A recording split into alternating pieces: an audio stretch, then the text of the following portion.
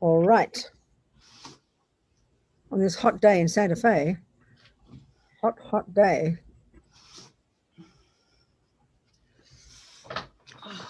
Welcome, Venerable Robina. It's Alexis. I'm hosting Oh, today. happy to see you, darling. Happy to see everybody. You. And for anybody who's new, welcome, welcome. We are always excited for new people. This is Be Your Own Therapist with Venerable Robina, and she will be helping us unpack our mind. And exactly, that's the job to be done. That's it. So we think we are for 1 hour. It'll go like a dream, really quick. But we think we're going to listen, think about it, and that includes me, I promise. And to see if there's any tools we can take, any little ideas, little tips we can take from this to help us navigate our lives, basically. I mean, that's the bottom line, isn't it? We want to know how the hell to lead our lives, how to deal with dramas when they happen, you know? Because we don't usually talk about how to deal with all the happy things. We talk about when the unhappy things happen. That's when we have a panic attack, isn't it? And that's when we start to do the work. So, okay. What to start with? As always, I want questions from you people, because that's when we really start moving into things. But maybe just start with something. And so, yeah, the job of what I always quote Lama Yeshe when he said, you know, being a Buddhist is being your own therapist. That's why we use this term. And it sounds nice, but it's kind of like profoundly true. But this is the point. This is the key point, and this is very hard for us to hear. It's extremely hard for us to hear this, but this is the essential point, taking the approach of the Buddhist approach. Think about your life. There's always two things. There's something out there, isn't there? Something out there that happens, a person, an event, you know, and then there's your response to it. So the logic we use in our modern analyses of problems, and of happy things as well, you think about it, it's that the event itself is the main cause of whatever happens in here. Think about this. The cake is there. It's the cake you like. So then you eat it and it triggers a happy feeling. So of course we think the cake is the main cause of the happy feeling. That's why you want to have the cake again. It's pretty obvious. Then of course, if you eat the cake that's the wrong cake and it makes you vomit, obviously, naturally, nobody would question the cake is the cause of why you vomited. And you could even prove that that's to be true. It's true. You can argue it's not wrong to say this. But the Buddha is simply saying we're missing another whole level. We're missing the real point. Something as obvious as the body, it almost seems demented to think that there could be any other interpretation. But let's just say, and even that, there are explanations for that from the Buddhist perspective. There are explanations of why that arose in your mind when that event happened. But the Buddhist, so let's just think another example of, let's say, your boyfriend, whether it's the cake or the boyfriend, it's still an external event, isn't it? So the boyfriend smiles at you. It's like the cake, and it triggers a pleasant feeling. So logically, we assume the boyfriend is the main cause of the pleasant feeling, which is why we want the boyfriend to do it again. It's sort of obvious, you know, isn't it? But then when the boyfriend says a mean word, an unhappy feeling comes, then naturally we think he is the main cause of the unhappy feeling. So in other words, it's obvious. Buddha's not even arguing with this an assessment. He would agree with you. He would agree. This is it's not an illusion. It's true. But he says you're missing the main thing. So certainly with a boyfriend, he says the thing to look at. No. First of all, he says, and this is the part that's very shocking.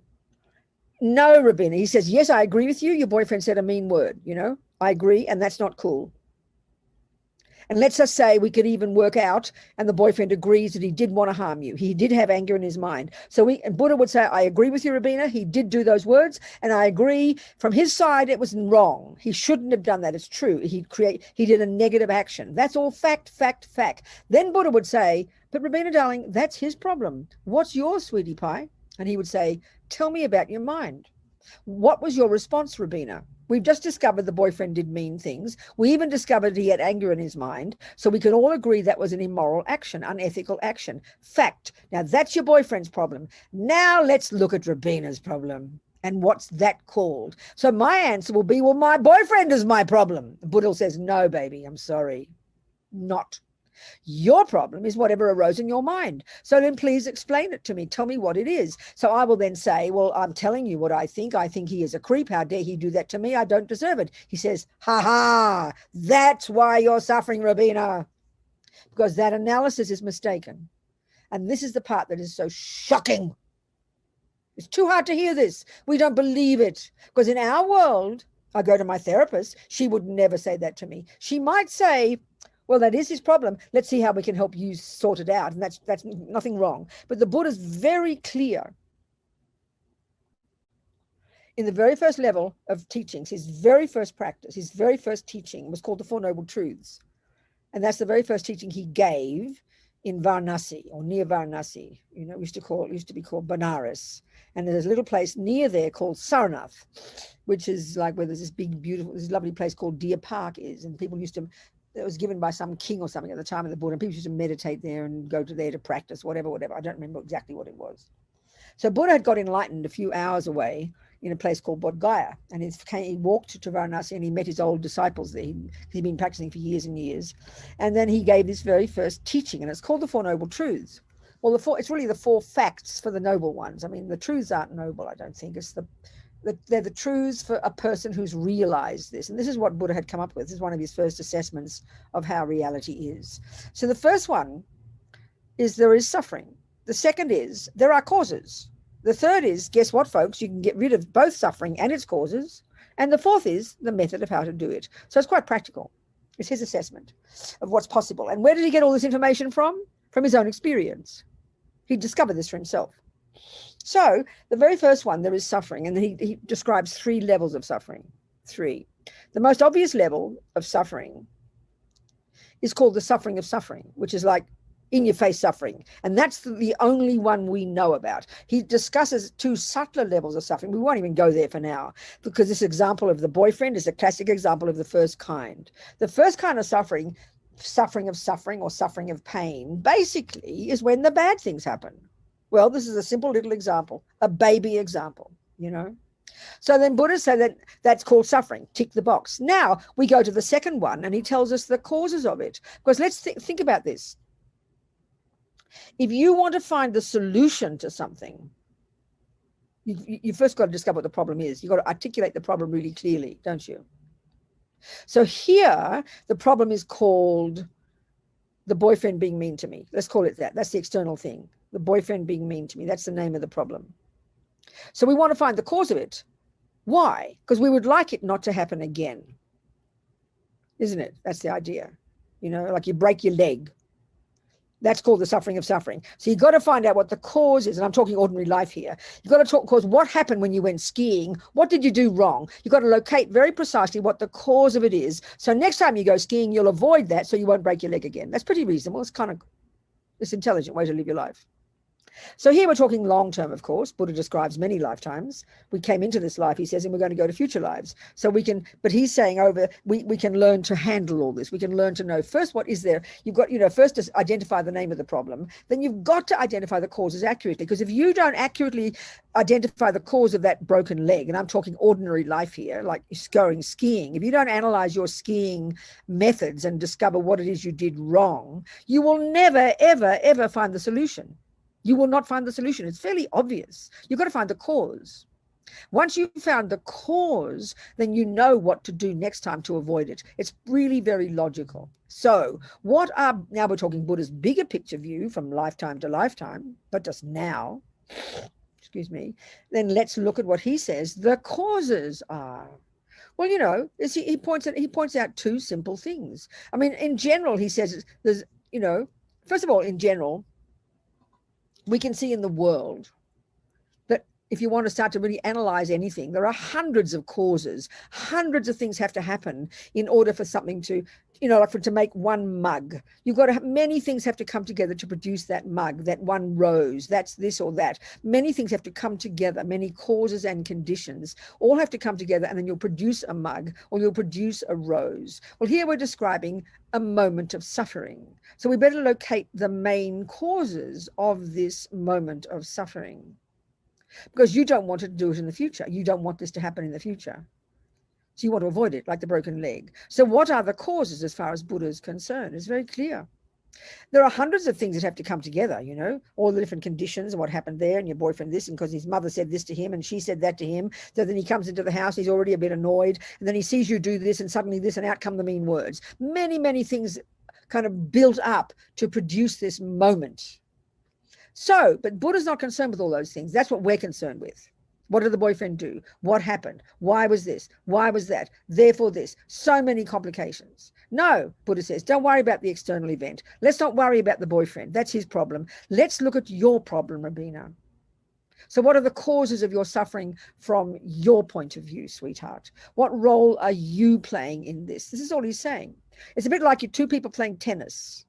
And then you're having problems, and then you come away, and I say, what's your problem? And you'll say, well, Federer hit the ball this way, and he did this, and he hit the wrong ball that way, and he did the backhand this way. How dare he do this?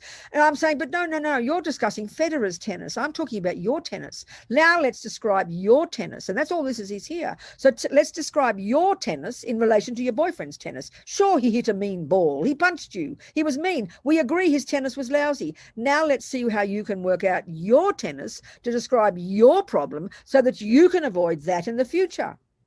So as far as Buddha's concerned, there are two main causes of my suffering, and they're both mine. They're both my causes, mine. Not discussing the boyfriend. We're discussing my causes, and there are two. The first one is this concept of karma. And so this is extensive in the literature in Buddhism. This is vast. This underpins the entire Buddhist worldview. It's massive. So the logic of karma for Buddha is that all sentient beings, you know, every millisecond of what we think and do and say, on the one hand, sows seeds in our mind that in the future will produce experiences, fruits. So here, the first cause of this suffering, called the boyfriend hitting the lousy ball at me, the first cause is some relationship between us. We've got some intense karmic relationship from the past. And probably 47 lives ago, some particular action that I did against him, harming him, something similar to the cause, it sowed a seed in my mind. And now 47 lifetimes later, the conditions have all come together, and boom, the punch came back. So the first cause of my suffering, and indeed the first cause of my happiness, is exactly the same as if we were talking about the boyfriend doing something nice to us. What's the cause? Why are you happy, Robina? Oh, the boyfriend was so kind to me. He gave me $100 and he looked after me. And then you'll go, and the therapist or the Buddha will say, well, that's fine. I'm very happy. That's your boyfriend. Yes, that was a virtuous action. Tick the box. We're so happy for the boyfriend. That's his trip. Now, what's your role in this? And now we're going to look at my tennis. How come I did such good tennis in this case? So the past cause of why I'm having a happy feeling is because I did something virtuous to my boyfriend 47 lives ago, and all the conditions have ripened, and now that virtuous action is coming back to me. Speaking very simply. So the first cause of my suffering is the action that I did in the past by doing an action similar to that particular person, because karma is very personal, that sowed a seed in my mind that I forgot all about, and 47 years later, lifetimes later, it suddenly ripens, and up comes the fruit of my past action. So that's the first cause of my suffering, my own past action. You know, I received the action that I did. I'm speaking simply. Now, the second cause of the suffering, which is really the main one, and the two subsumed to this, is the delusion in my mind when I did that action that caused it to be negative. And let's say that was anger. So there are two causes of my suffering. One was the past action, and two was the delusion that informed that action when I did it, that now are ripening as this action coming it back. And then I can see, then, okay, now look, because that's not an analysis we have. Who's ever heard of that analysis? Your therapist will not tell you that. No way in the world. This is Buddha's analysis. It's very precise. It's been around for 2,500 years. And where did he get this information from? He saw it for himself. So it's true the boyfriend was mean. It's true you saw that guy kick the dog. It is true you saw that person win $1 million. It is true you saw that person be kind to that little girl. They are facts. And the main causes of those happy experiences and the unhappy experiences are both are in the mind of the person who experienced them. We are our own creators, Buddha says. Now, this is the heaviest teaching we have ever heard in our lives. It's so shocking because it's so completely different from the view we have, for example, if you're a Christian on the one hand, or the other hand, if you're a philosophical materialist, which is the common view that pervades the world now. And what's that view? That's a philosophical view as well. And that's the one that's in our bones. What's that view? Well, that view says that your mother and father made you, that you don't have any past, that you didn't ask to get born, that nothing is your fault. It's all just good luck and bad luck, and it's everybody else's fault. And I'm just this innocent victim that gets happy feelings and unhappy feelings, and nobody knows why. Well, this Buddha's view is very different, babies. So it's up to us if we like to listen to Buddhas. Because what's the point of it? If we can take this on board, then I can do something about it because I'm the main cause. I can change my mind and change my karma, and then it will never happen again. That's the point. That's a simple summary of Buddha's views about the universe. What happens, and it's happiness and suffering as well. But, you know, we never ask about happiness. I've never yet, ever in my life heard a person say to me, Robina, why do good things happen? We don't care why. Just give me more. I deserve it. Now, this is why, this is really an intense discussion, this one. You see, if we analyze how we feel, look into our minds now, and the boyfriend is kind to me, it's wonderful, isn't it? I mean, nobody's doubting that this is wonderful, and no one's saying you shouldn't be kind to each other. It is marvelous. It's our job to be kind to each other. It's fantastic. How marvelous that someone can even mean one moment of kindness in our life, that someone will look at us and smile or do something kind for us. It's like a miracle. How marvelous. But Buddha's saying every millisecond of what happens to me that's nice is the main cause is my past virtue. And every millisecond of what's called suffering, the main cause is my past non-virtue. This is Buddha's analysis. And the thing is, because you see, Buddha's not a creator. He doesn't posit a creator. There's no such view in Buddhism. It's like karma's like self-creation. That's how Dalai Lama said. There's no creator. You're not an innocent victim who didn't ask to get born, that somebody made and plonked you on this planet, which is how we think. So the fact is, if you have that view, think about this. If that's the philosophical view you have, and most of us do have it, because it's the view of ego. No one had to teach you. Don't blame your Catholic mummy or your Jewish mummy for this teaching. This is the way ego feels. We've had it for countless lifetimes, Buddha says. We've programmed our mind with this view of the innocent victim. I didn't ask to get born. It's not my fault, you know. So therefore, what would be the response having that philosophy? Then the two main delusions that are working here when you look into the Buddhist view of the mind, the two main delusions that drive this are the view of attachment and the view of anger, which are such simple words for us, but which are profound in Buddhist psychology. So attachment is this primordially deep assumption that I must get what I want every millisecond. And of course, what I want, of course, is only the nice things, isn't it? Everybody's like that, the monkeys and the ants and the dogs. It's deeply primordial instinctive. Attachment drives all of us. And it's this assumption, this frantic emotional hunger that's always wanting only the nice things. And it believes, it's the part that's very hard to hear, that attachment believes that I only deserve the nice things. So when I get the nice things, there's just this hubris. Well, I deserve it. Give me more. We don't ask, why is this happening? This is amazing. Someone was kind to me. Wow. No, just give me more, please. Because attachment is this hubris deep in our bones that just assumes I only deserve the good things. There's no logic to it. We have no logic because we didn't ask to get born. And mummy made me, daddy made me, God made me, somebody else made me, and I didn't ask to get born. We just somehow assume, you know, I deserve only the good things. And then what happens when the bad thing happens? The flip side. How dare you do that to me? I don't deserve it.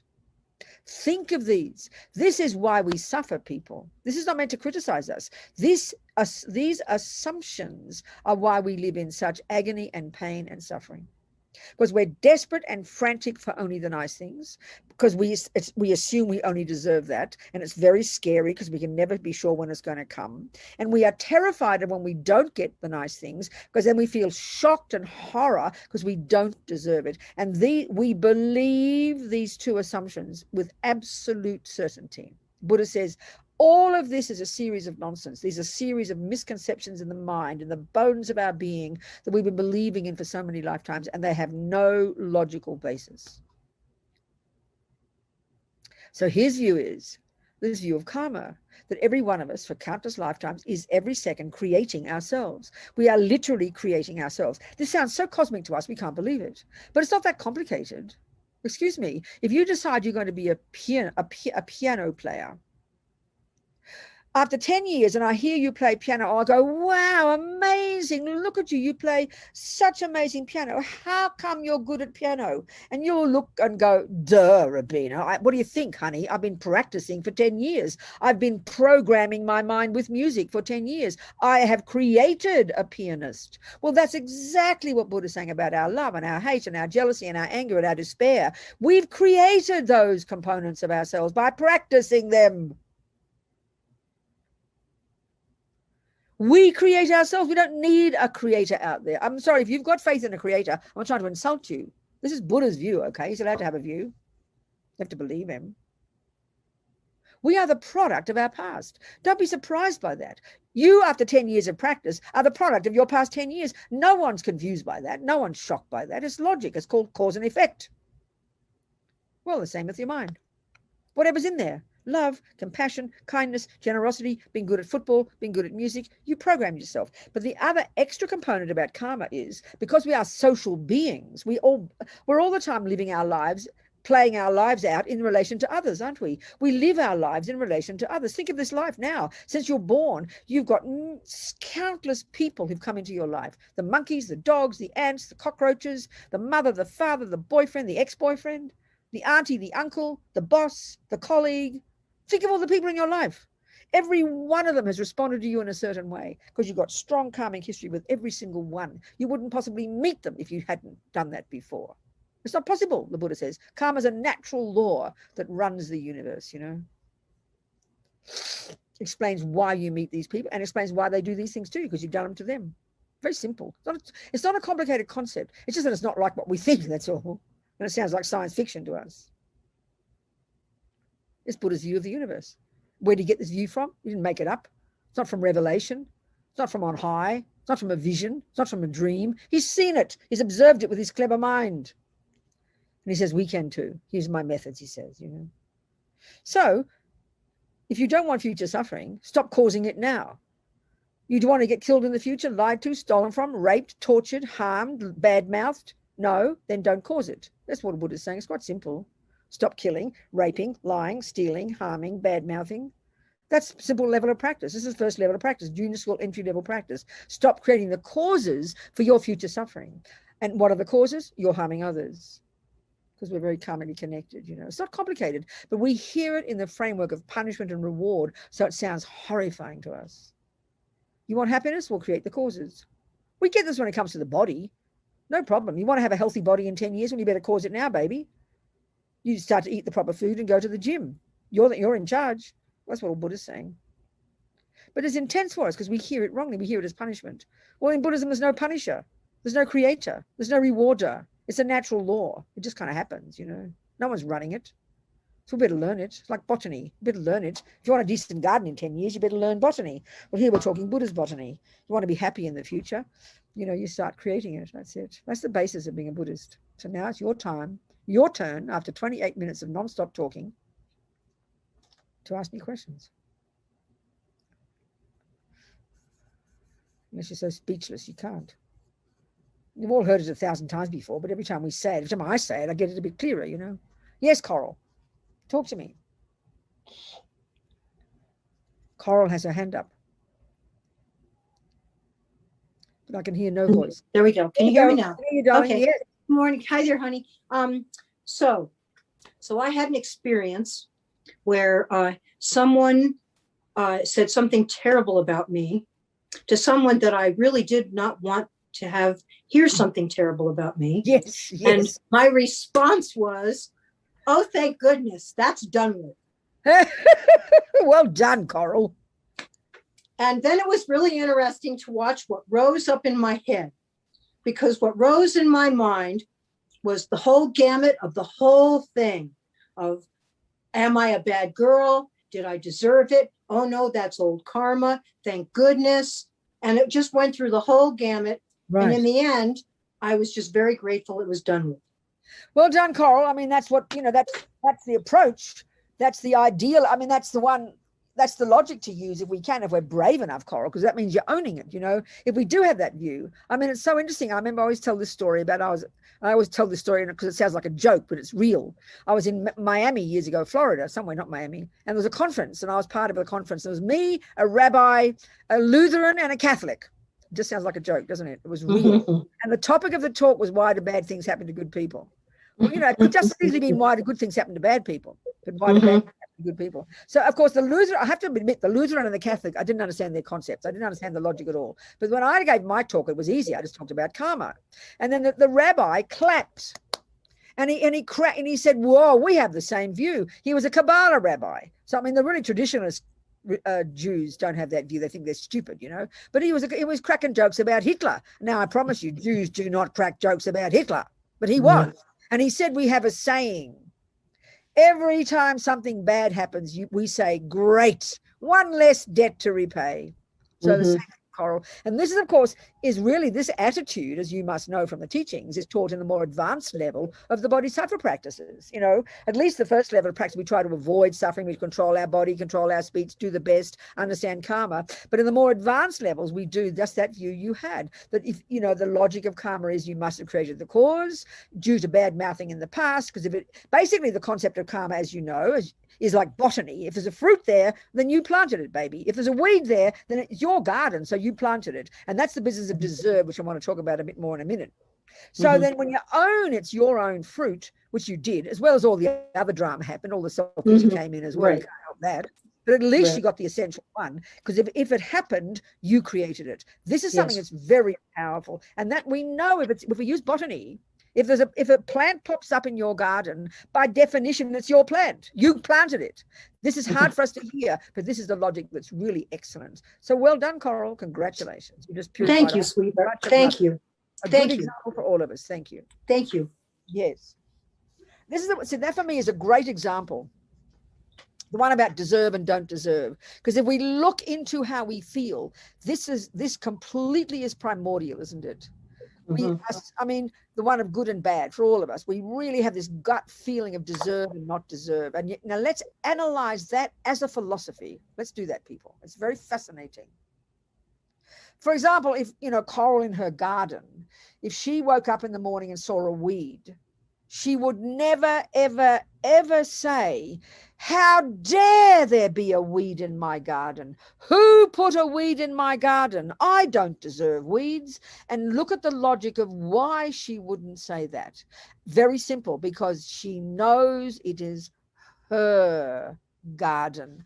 That's the operative word. It's her garden. Therefore, she knows if it's her garden and she owns it, then what's in it is what she put there. That's logic, isn't it? And that's how we feel. If she woke up in the morning and saw a cauliflower in her lovely garden, she would know that she planted that cauliflower. She owns that cauliflower. She is the cause of that cauliflower. And she wouldn't say, oh, aren't I lucky? Who put a cauliflower in my garden? That's schizophrenic. She would never say that. The operative word is, it's my garden. So that's the point about karma. Whatever arises in your life is, I think it's a great analogy. Everything that happens in our life, because our life is our garden. We created the cause from a past life. We found our way to this particular mother. We met this particular father. We have these particular experiences, and everything in this life up until now that we have experienced, good and bad, is the fruit of our past gardening. So this ownership is what comes from karma, and that's what Coral did. But this is when the profound shift happens. And of course it's difficult, because who's clairvoyant? Nobody. We haven't got clairvoyance yet. We can get it when we get shamatha, We can prove this to be true, but meanwhile, we have to take it as our working hypothesis. Of course, it's a tough one because this view completely smashes into the face of the instinct of the innocent victim. I don't deserve this. So you'd say deserve only, to say I don't deserve suffering, but I do deserve happiness. From the Buddha's point of view, there's no logic in that. Because it's like saying, I do deserve flowers, but no weeds. I'm sorry, it's your garden. You planted them. So then you can take responsibility for them, and then you can own them, and then you're in charge.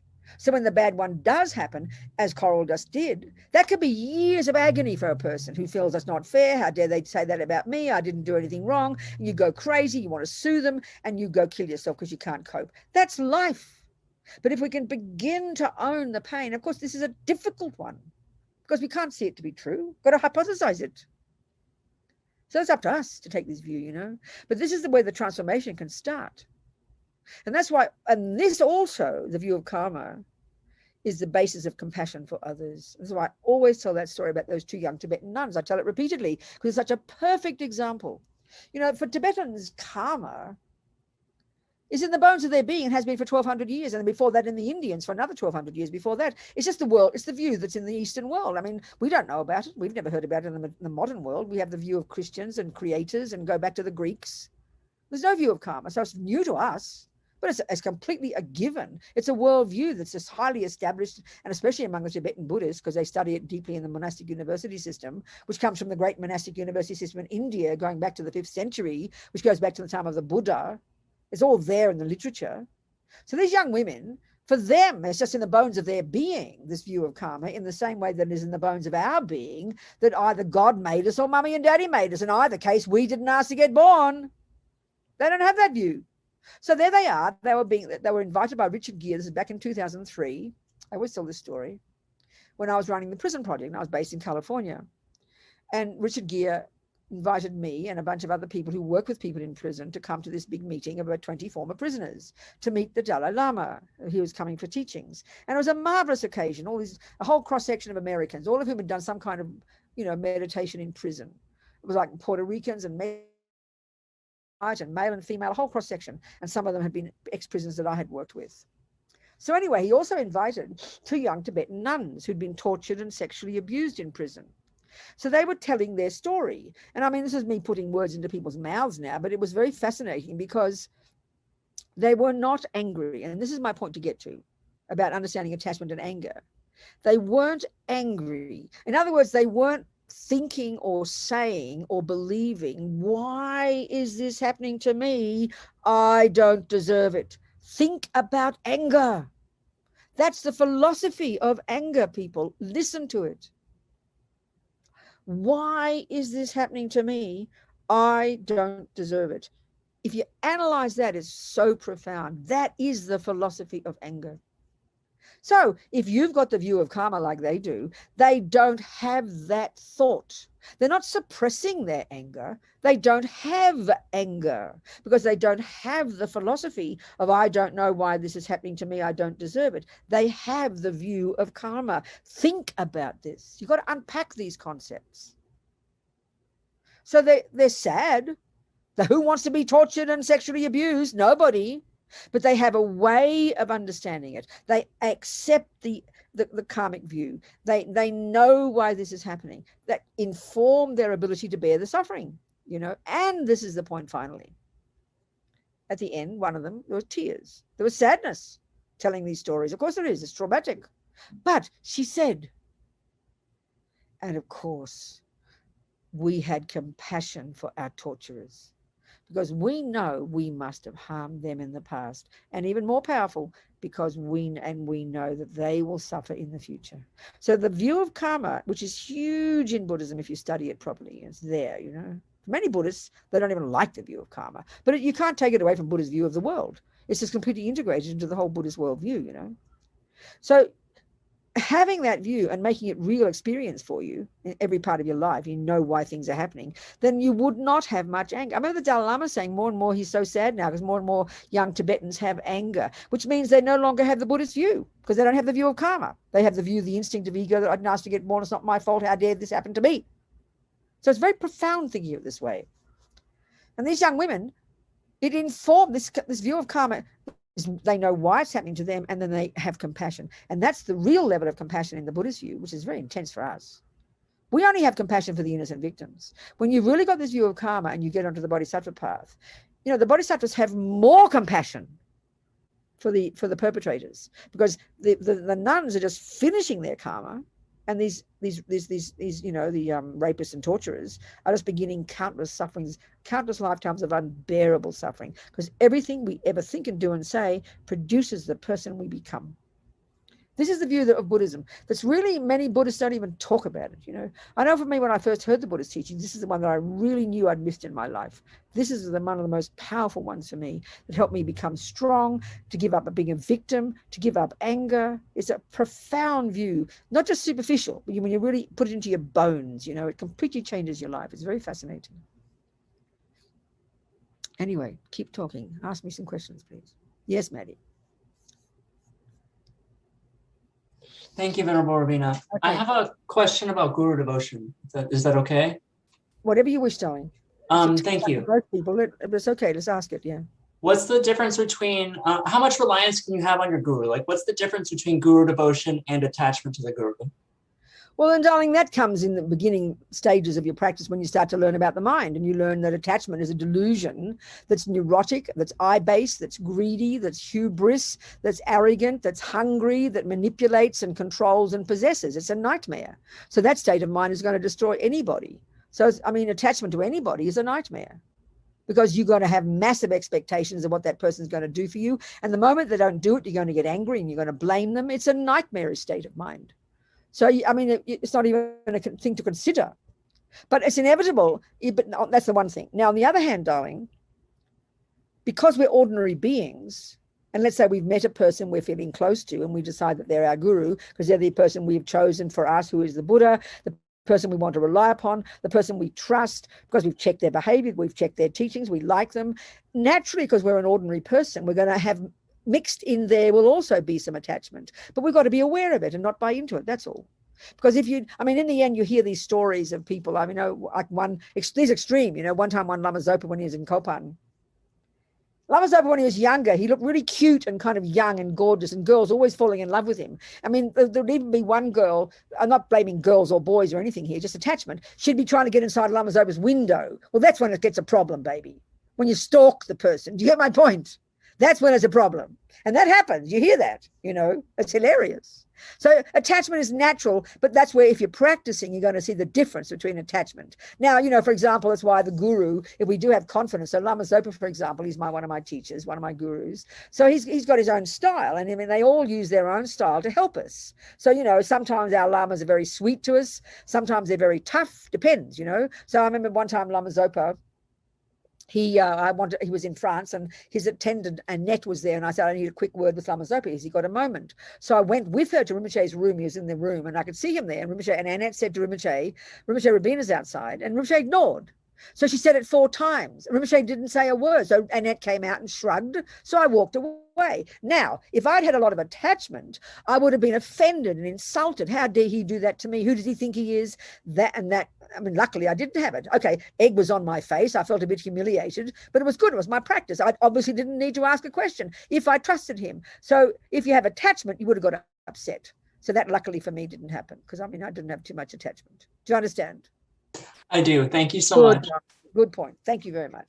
In other words, the key job, Maddie, which is what we're talking about here, is learning all the time to distinguish between the virtuous, positive, appropriate, valid states of minds and the neurotic, ridiculous, eye-based, you know, neurotic ones. That's the job every second of the day, darling. And the guru's job is to show us. So that's what Lama Zopa was doing. He was showing me my mind. And that's the permission I gave him. That's the guru's job. In a sense, when I chose both Lama Yeshe and Lama Zopa, I put it this way purposely. I gave them permission to show me my mind, because that's what I'm trying to do, is see my mind. So how grateful I was. That's the right attitude. Do you understand, darling? Good. I do. Thank you so much, Good. Venerable Robina. What else, people? What else, you dearest people? Anything else at all that's popped up? Any Hello. message? Who's that? Hello, Robina. Here, Who is it? Gonzalo. Gonzalo. Oh, Gonzalo, talk to me, sweetheart. Yes, thank you very much for your teachings. I don't exactly know how to ask this question, but sometimes in my mind I judge people. You know, like I say, course. Yes, "Oh, what a," yeah, I don't know, whatever. I That's mean, right. Of course, we all do that. yeah. So, what would be a good antidote for that? Oh, well, What should I do? I hear you what know? you're saying. Exactly. That's why the very first level of practice, Gonzalo, is at least don't say the words. That's already fantastic. That's one of our biggest ones. If you look at our lives, most of us in this room now don't go around killing and stealing and lying and raping. Mhm. No, lying might, but not. We don't do very bad things with our bodies. So at Yes. least the first level of practice, at least don't say the words. That's already tremendous practice, because that stops harming others. It stops creating disharmony among people, and you don't pollute your own mind. That's the first level of practice. Now, the next one is watching the mind and controlling the mind, and that's a million times harder, because we know our mind is uncontrolled. But that's where you've got to you're learning to become conscious, Gonzalo. So as soon as you hear it, you catch it, you tell yourself to shut up. One example is you tell yourself to shut up. But I'll tell you a better method. This is I find this a wonderful method to help us utilize these observations that we all naturally have when we see the world, right? So, you know, there's two approaches to practice, Gonzalo. This is why I love this analogy. The bird needs two wings, okay? The wisdom wing and the compassion wing. So the wisdom wing approach is all the work you have to do to control your body, your speech, your mind, understand karma. That's all the nuts and bolts of your approach to yourself. You are the beneficiary of this level of practice. Are you understanding me so far? And then, of course, you've got the practice of being of benefit to others. There's two things. So now the first one, the wisdom wing, I find this is most powerful.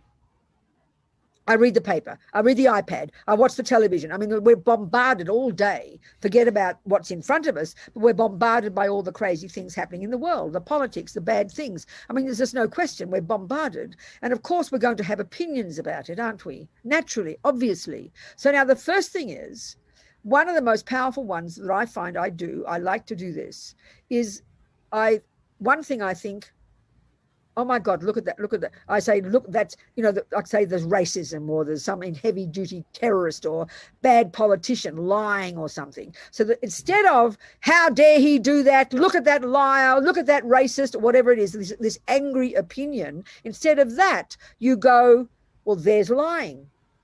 There's anger.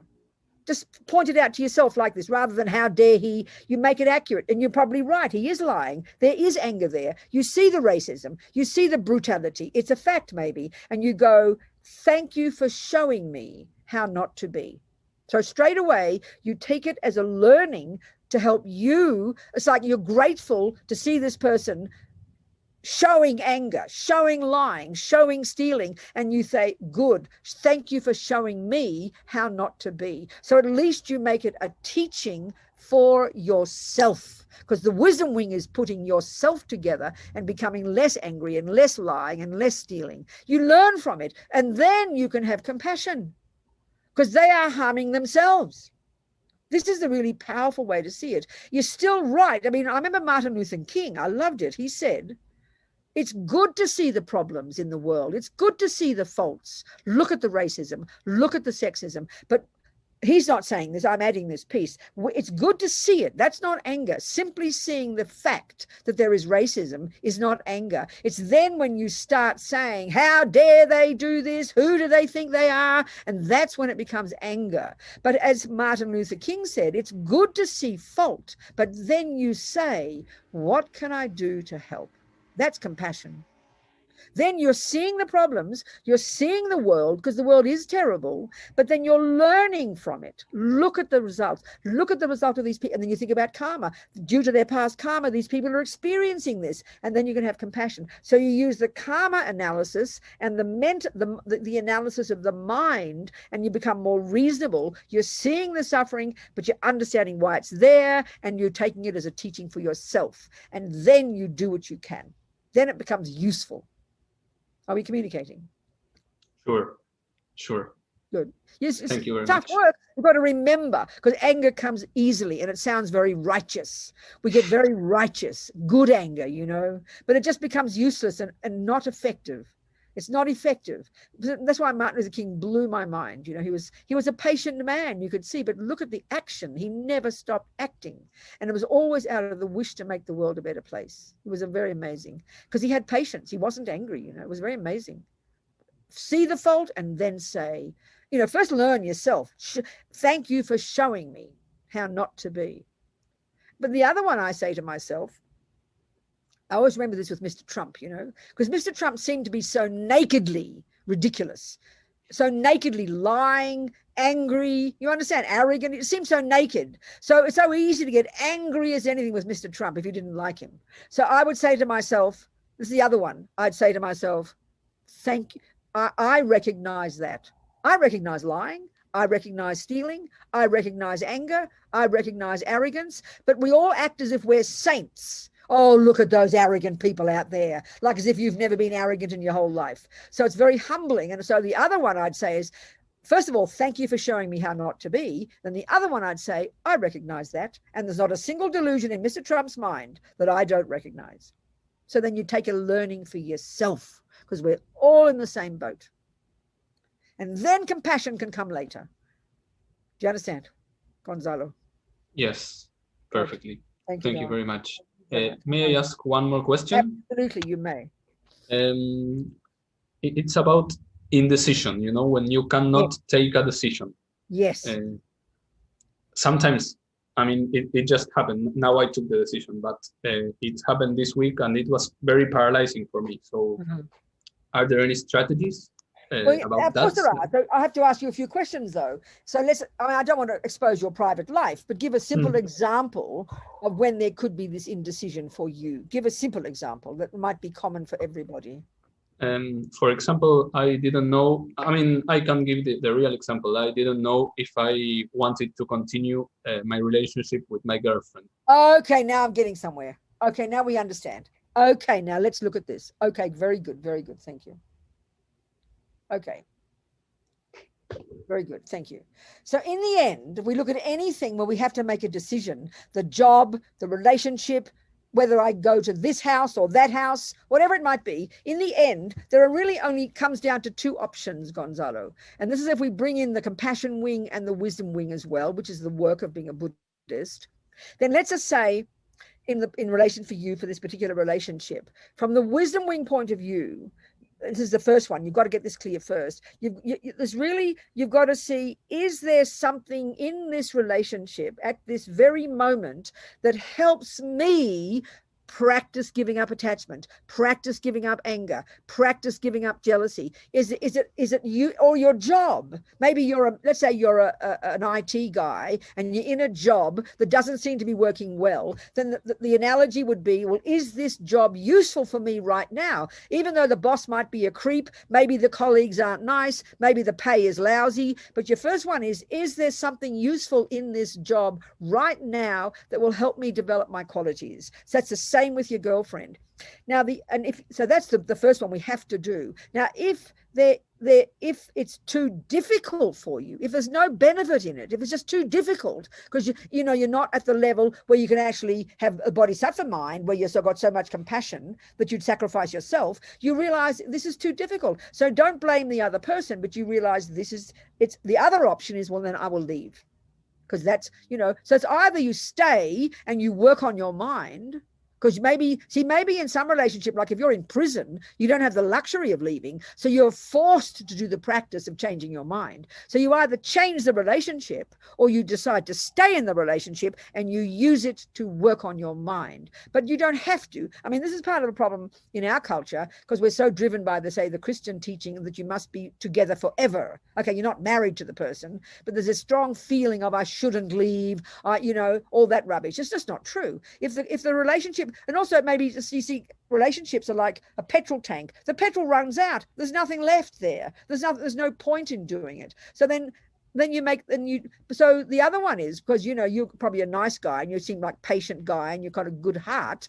You probably keep thinking of the good qualities of the other person and would be unfair to her and I'll upset her. And then, I don't know, does that arise in your mind sometimes and then you get a bit stuck?